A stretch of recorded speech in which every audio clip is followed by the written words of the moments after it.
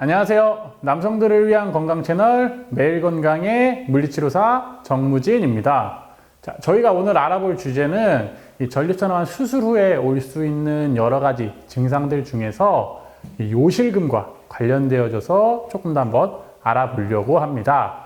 우선은 요실금은 전립선암 수술 후에 대표적으로 오는 증상 중에 하나인데, 우선은 이 요실금이 무엇인지에 대해서 여러분들이 먼저 아셔야 될 텐데, 요실금이란 내 의지가 아니고 비자발적으로 소변이 새는 것을 이야기를 하게 됩니다. 그래서 이 소변이 새는 양 같은 경우에는 뭐 한 방울의 찔끔에서부터 완전히 다 비워버리게 되는 양, 되게 다양한 양들을 포함을 하게 됩니다.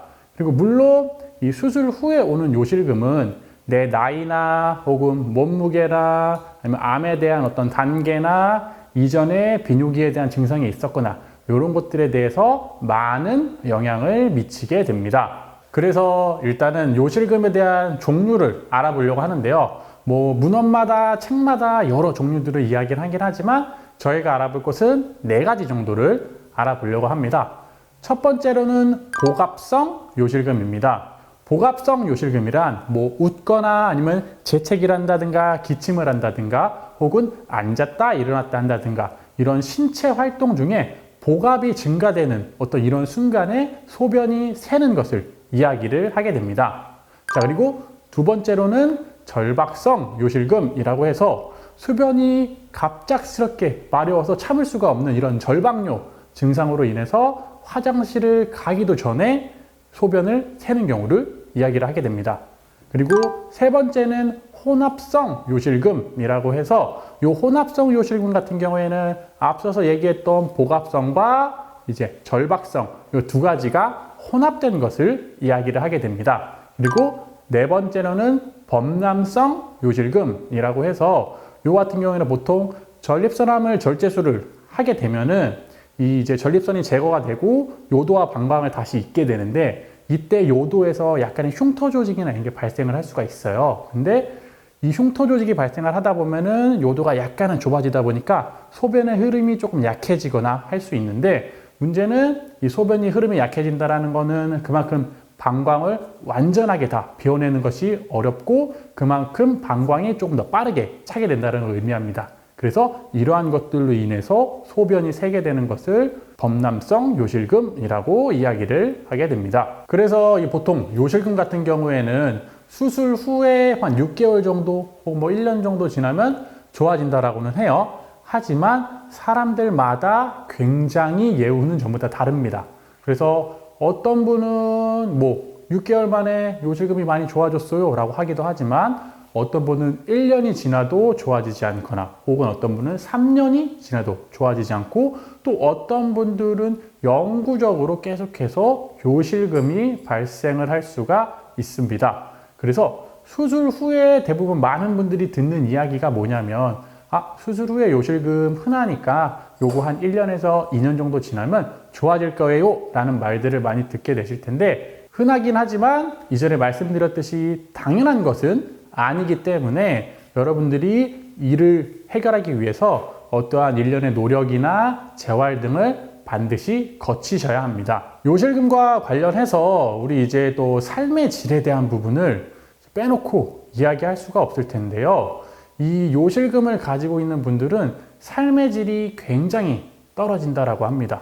이러한 것들로 인해서 영향을 많이 받게 되고 내 일상생활에서 어떤 당황스러운 일들이 많이 발생을 하게 된다라고 한다면, 이것이 곧 개인의 어떤 사회적인 고립으로 이어질 수도 있고, 이러한 사회적인 고립으로 인해서 이 환자의 전반적인 건강이 조금 더 악화되고 우울이나 스트레스, 불안, 당뇨나 뭐 고유다공증이나 고혈압이나 이런 합병증까지도 유발을 할 수 있다라고 하는 연구들도 있습니다. 자, 연구에서는 그렇다라고 하니 실제로 환자들은 어떤지 한번 이야기를 좀 들어봐야겠죠. 그래서 저한테 오셨던 65세 환자분께서는 이제 등산을 굉장히 좋아한다라고 하셨어요. 그래서 수술 이후에 등산을 하게 되는데 한 2시간에서 3시간 정도 등산을 하시게 되는데, 이때 뭐 당연히 절박뇨 같이 갑자기 오줌이 너무 마려운 것들은 물론이고 하산시에 이제 한 걸음 한 걸음 내려오실 때마다 쿵쿵 할 때마다 소변이 찔끔찔끔 새서 굉장히 당황스러우셨다고 이야기를 하신 분도 있습니다. 그래서 뭐 당연히 산이니까 뭐 어떻게 노상방뇨를 또 마음대로 하기가 좀 그렇기도 하고, 그래서 처리하기도 좀 어렵고 그런 당황스러운 일들이 있었다라고 이야기하시는 분도 있었습니다. 다른 환자분께서는 62세 정도 되시는 이제 환자분이셨는데, 그분은 배드민턴을 되게 좋아하신다라고 하셨어요. 그래서 수술 전에도 배드민턴을 좀 자주 치셨다라고 했는데, 수술을 하고 한 4개월 정도 후에 처음으로 배드민턴을 다시 치셨다고 해요. 사실 4개월 정도면 조금 짧은 기간일 수도 있는데 어쨌든 그분은 치셨다라고 합니다. 그래서 이 딱 코트에 나가가지고서는 셔틀콕을 딱 치려고 스텝을 밟으면서 딱 치는 동작을 하는 순간순간마다 그분이 표현하시기로 소변이 찔끔 새는 게 아니고 줄줄 샌다라고 표현을 하셨습니다. 그리고 반바지, 짧은 반바지를 입고 요실금 기저귀나 패드를 차고 운동하는 것이 굉장히 불편했다라고 이야기를 또 하셨습니다. 이것뿐만이 아니죠. 다른 상황들도 한번 생각을 해볼게요. 뭐 영화관에 가서 영화를 본다든지, 혹은 고속도로에서 운전을 한다든지, 아니면 장기간 비행기에서 타서 비행을 한다든지, 그런 것들도 아마도 여간 불편한 일이 아닐 겁니다. 그래서 뭐 물론 가족분들이야 이러한 상황들을 알고 이해를 하겠지만, 아마도 내 모든 지인들에게 이러한 사실을 이야기하고 양해를 구하는 것은 어쩌면 쉽지는 않을 거예요. 그래서 많은 분들이 가족이랑 뭐 제일 굉장히 친한 몇 명의 지인들 말고는 이 전립선 암을 수술했다는 사실을 숨기기도 하십니다. 자, 그래서 요실금이 생기게 되면은 우리가 그냥 일상적으로 했던 활동들이 제약을 많이 받게 되고 되게 불편해지게 됩니다. 그래서 뭐 대부분의 분들이 수술 전에 요실금 생길 수 있다라는 것들을 설명을 받기 때문에 요실금이 생긴다라는 건 어느 정도 인지를 하고 계세요. 하지만 대부분의 분들이 이야기하시는 사항이 뭐냐면은 요실금 생길 줄 알았고 있을 줄은 알았다. 근데 이렇게까지 불편하고 힘들 줄은 몰랐다 라고 이야기를 하십니다. 왜냐면은 뭐 많으면은 하루에 뭐 기저귀나 패드를 5장, 뭐 심하면은 9장, 10장까지도 갈아야 되니까 이것은 엄청 뭐 여간 불편한 일이 아닐 겁니다. 우리는 그래서 이러한 증상들을 개선시키고 줄이기 위해서 수술 전후로 어떠한 재활이나 노력 등을 진행을 하셔야 돼요.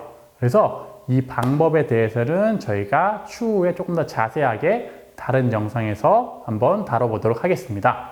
자, 오늘 제가 준비한 내용은 여기까지입니다.